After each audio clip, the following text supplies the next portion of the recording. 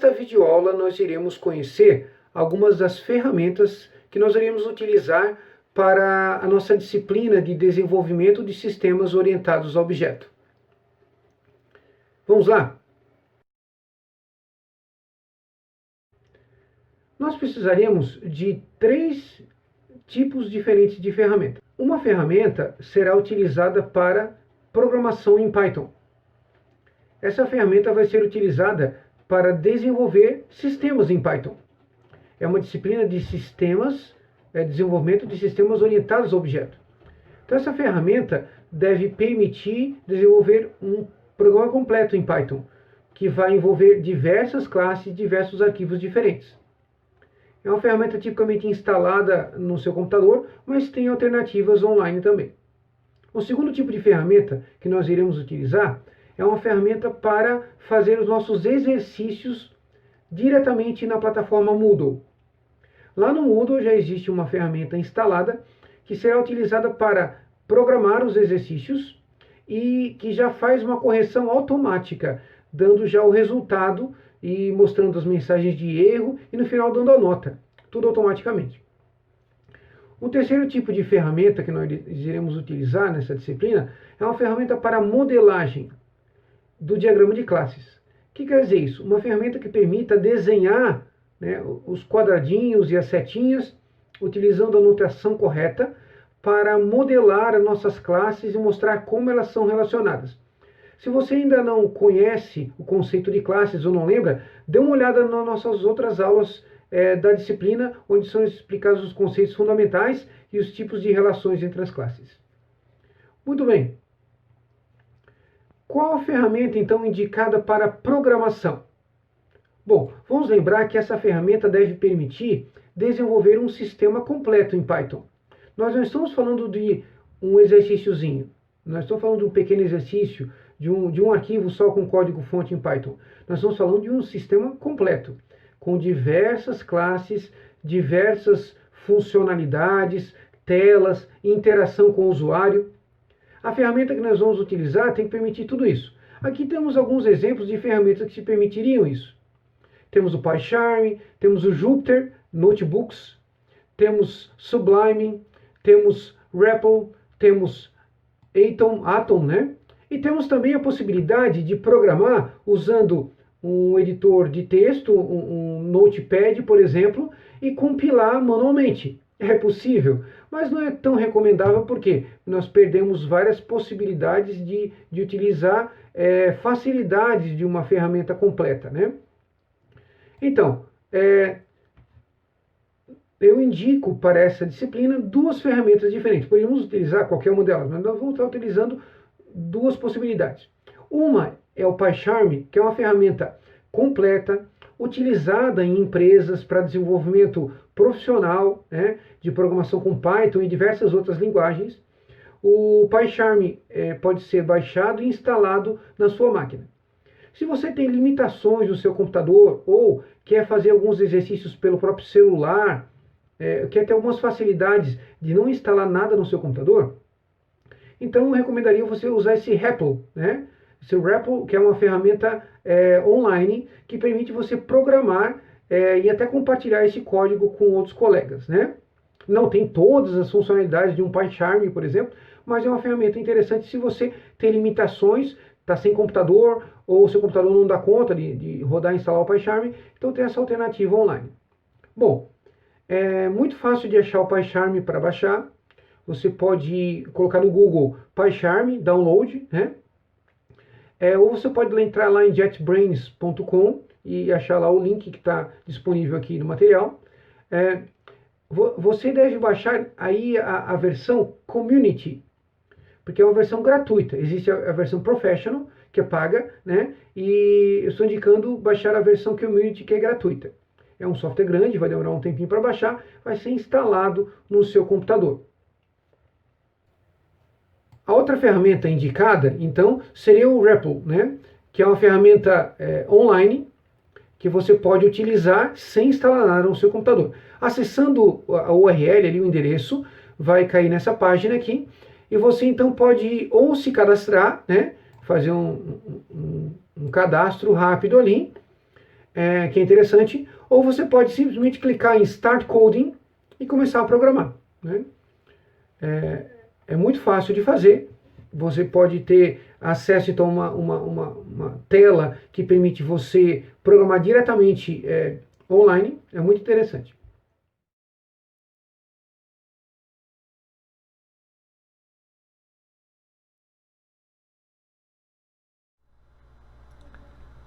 Muito bem. Esta então é a ferramenta REPL, REPL.it,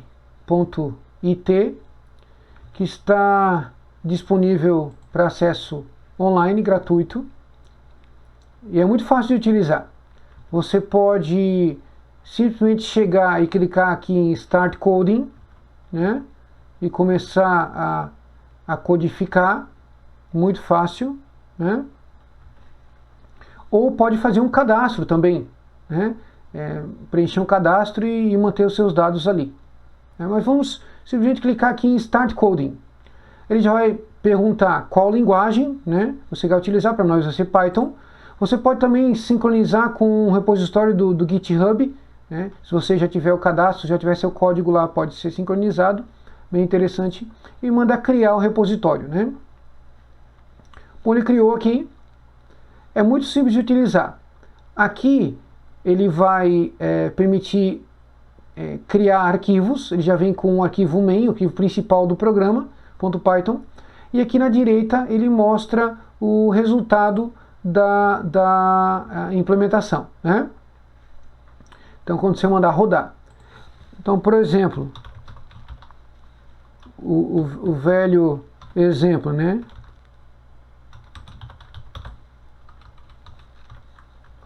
Muito bem, só clicar em Run aqui, ele vai executar e mostrar o resultado aqui, né?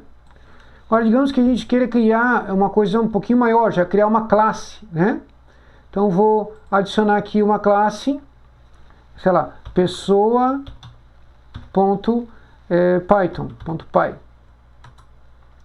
Show, criou o código fonte do pessoa.python, né?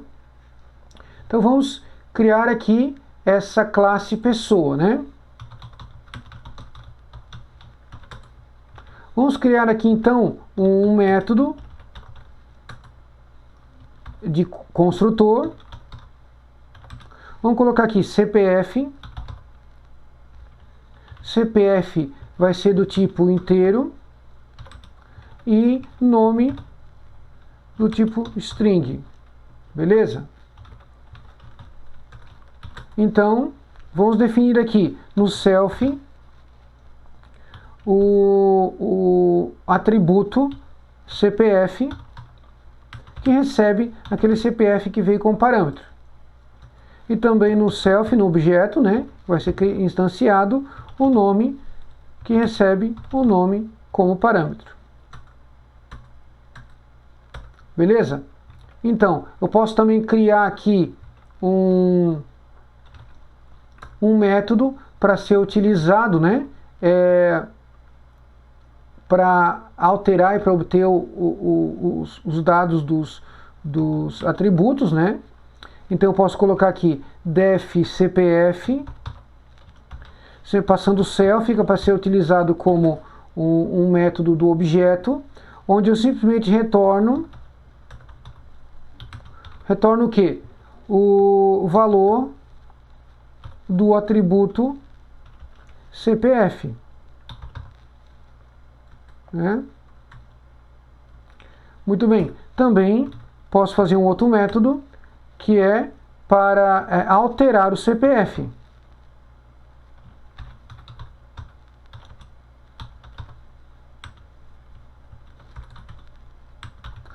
Então, aqui eu vou setar no self ponto, self ponto, o CPF, olha, ele já tem o code complete aqui, recebe o CPF. Muito bem. Vamos colocar aqui agora um annotation para dizer que isso aqui é um property. Perfeito? E aqui vamos colocar um annotation dizendo que é um CPF ponto setter. Beleza? Com isso nós temos o getter e o setter, né? O property que vai retornar o valor do CPF e o setter que vai alterar o valor do CPF. Muito fácil aqui, né? Podíamos fazer a mesma coisa para o nome aqui, né? Deixa eu fazer rapidinho aqui.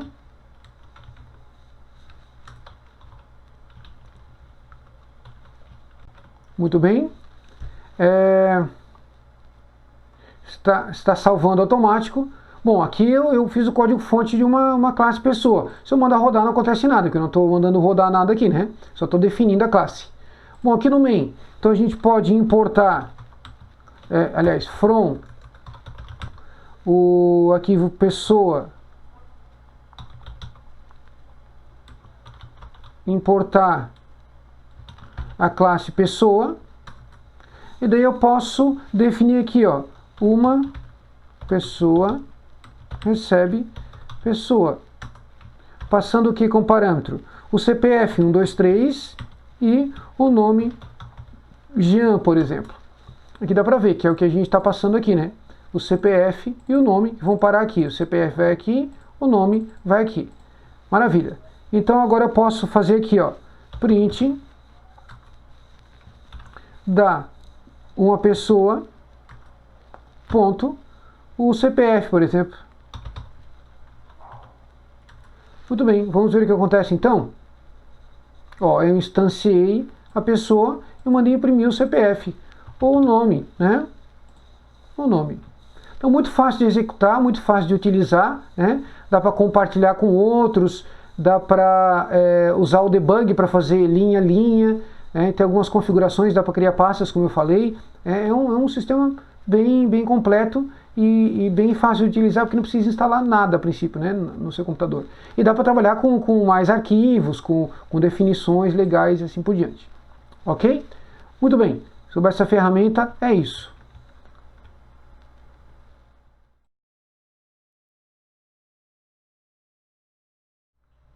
Então aqui está o PyCharm.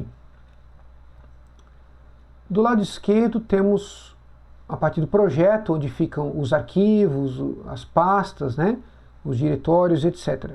E também essa pastinha aqui, onde aparecem as bibliotecas, né, que são utilizadas por esse projeto. Aqui, obviamente, tem a versão do Python.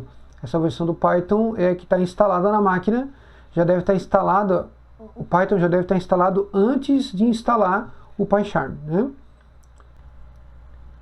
Para criar, então, um novo arquivo Python, basta ir na opção botão direito, na raiz do projeto ali, novo, Python File. Então é só colocar o nome do arquivo e confirmar. Então, temos um novo arquivo criado aqui. O arquivo main, nome comum de se dar para o arquivo principal do sistema, né? Onde vai rodar, né, a parte principal do sistema. Podemos fazer aqui o mesmo teste.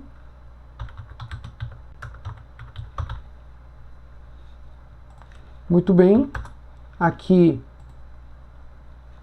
vamos salvar esse arquivo.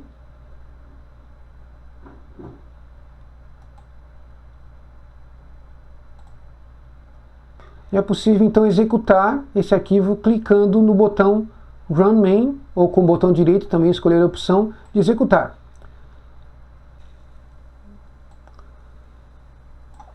O resultado será exibido na parte aqui inferior da tela, onde aparece o resultado do console, né?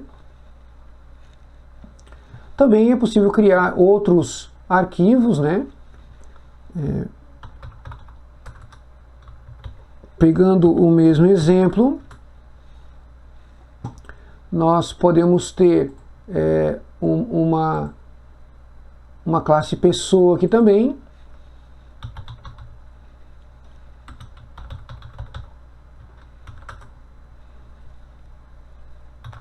Também o método construtor, ele já coloca o self automaticamente.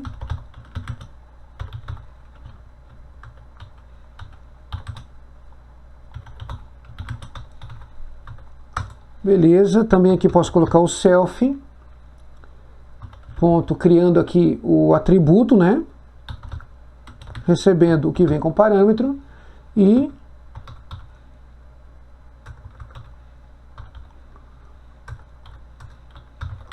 o outro atributo nome que recebe o nome. Bom, a lógica é a mesma que nós já vimos com outra ferramenta, né? Então, bom, basicamente é isso, né?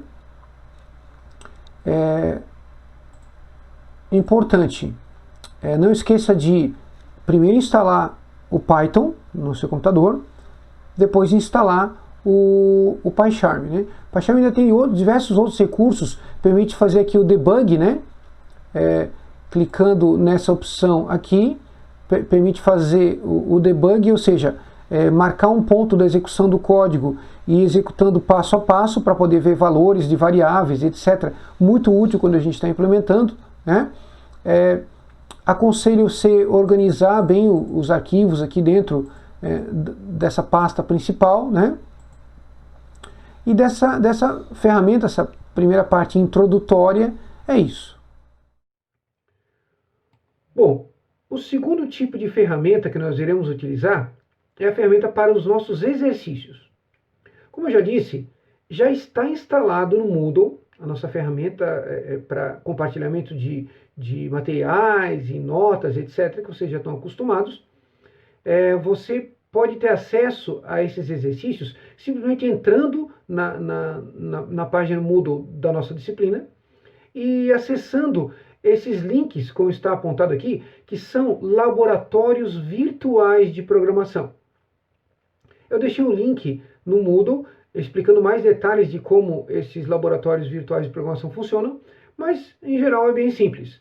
Vai estar o exercício prontinho ali para acessar. Você clicando no exercício, já abre uma tela onde você pode começar a programar. Basta clicar na opção editar, né, para começar a programar. Tipicamente, o exercício já vem com um pedaço do código adiantado, né, alguns cabeçalhos, alguns nomes e algumas coisas. E também vem com a descrição do exercício. Leia atentamente a descrição do exercício e siga todas as instruções. Tá? Algumas desvantagens desse ambiente. Não é um ambiente perfeito para programar, porque ele não completa os códigos, né? Você pode até fazer os códigos em outra ferramenta e colar aqui. É interessante que você exercite aqui, porque provas que sejam feitas online vão ser feitas usando esse mesmo ambiente, sem acesso a outro tipo de ferramenta. Então é interessante que você se acostume com essa ferramenta aqui. Então esse laboratório virtual de programação, você então vai colocar o seu código ali. Lembre, esse código que você está colocando ali, ele é testado automaticamente. O que quer dizer isso? Quer dizer que o professor já escreveu o código que vai testar o seu código. Alguns de vocês talvez já tenham experiência com esse tipo de ferramenta, até com esse laboratório virtual de programação, mas em todo caso fica a dica. Siga exatamente os tipos de retorno, os formatos de retorno, a forma como você deve fazer o seu código. Porque o código do professor, que faz o teste automático, ele está esperando, por exemplo, que você retorne uma string, por exemplo, um número, por exemplo, ou uma string separada por vírgula. Você tem que seguir estritamente aquele formato. Caso contrário, o código de teste vai dar nota 0, por exemplo. Mas está certo. Não, talvez você não seguiu o formato correto. Também os nomes de métodos que estão prontos ali, indicados, não devem ser alterados, porque o código de teste do professor utiliza aqueles nomes daqueles métodos, tá? Então, nesse tipo de exercício, você nunca vai implementar um sistema completo. Você vai implementar pedaços, como se você fosse um programador trabalhando numa equipe de desenvolvimento com outros programadores e você tiver uma missão. Você deve implementar essa classe e aquela classe. O restante do sistema vai ser implementado pelo código de teste do professor. Ok? Bom, nós temos ali então opções diversas que nós veremos com calma. O outro tipo de ferramenta que nós iremos utilizar nessa disciplina é uma ferramenta para modelagem. O que quer dizer isso? Para desenhar os diagramas de classe. Bom, você poderia usar Paint para fazer isso. Você pode fazer isso desenhando no caderno e tirar uma foto. Pode fazer, funciona. Né? É um desenho. Mas essas ferramentas ajudam. Tá? Eu recomendaria para essa disciplina duas ferramentas diferentes. O Asta, que é uma ferramenta para baixar e instalar no seu computador, e novamente uma ferramenta online como alternativa, que é o Diagrams.net. Diagrams.net. Bom, o Asta é uma ferramenta que você baixa, instala no seu computador e permite que você faça os desenhos dos diagramas. Tá? Existe uma opção gratuita do Asta para estudante. Tá? Então, você acessando esse endereço ali, asta.net Pricing Academic, vai ter ali algumas opções. Você deve ir no link Free. Quando você clicar nesse link Free, ele vai pedir para você preencher um pequeno formulário, onde você deve colocar um e-mail da universidade, que seja .usc, né, da universidade, e deve colocar os seus dados e mandar aplicar. Aí você vai receber um link para poder baixar e uma licença que vai durar 1 ano. Tá? Se você continuar usando depois de 1 ano, você pode entrar de novo nessa página e renovar essa licença enquanto você for aluno. Né? A opção, se você não tiver condições de instalar no seu computador, está sem computador, tá? O computador não suporta baixar e instalar o Asta, apesar de não ser um software muito pesado, mas digamos que você esteja sem computador. Como você vai fazer? Você vai acessar esse endereço, essa URL, appdiagrams.net, appdiagrams.net, e você vai ter acesso então a essa tela. Nessa tela você pode desenhar diversos tipos de diagrama. O diagrama que nós vamos utilizar, utiliza símbolos da UML. Lá na esquerda tem várias barras de ferramenta, ali tem a barra de ferramenta UML. Se você não lembra o que é o UML, dê uma olhadinha na segunda aula, onde nós explicamos sobre diagramas de classe, etc.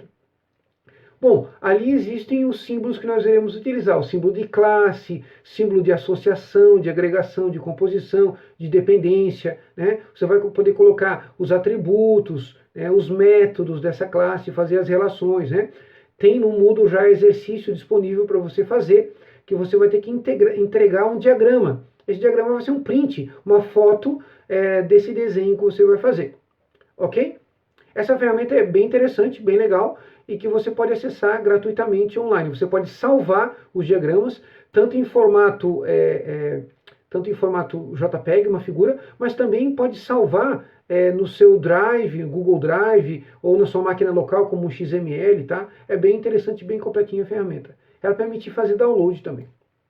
Bom, essas são as ferramentas, de forma geral, que nós iremos utilizar para o desenvolvimento da disciplina. Agora, vamos lá fazer os exercícios, né? Até mais!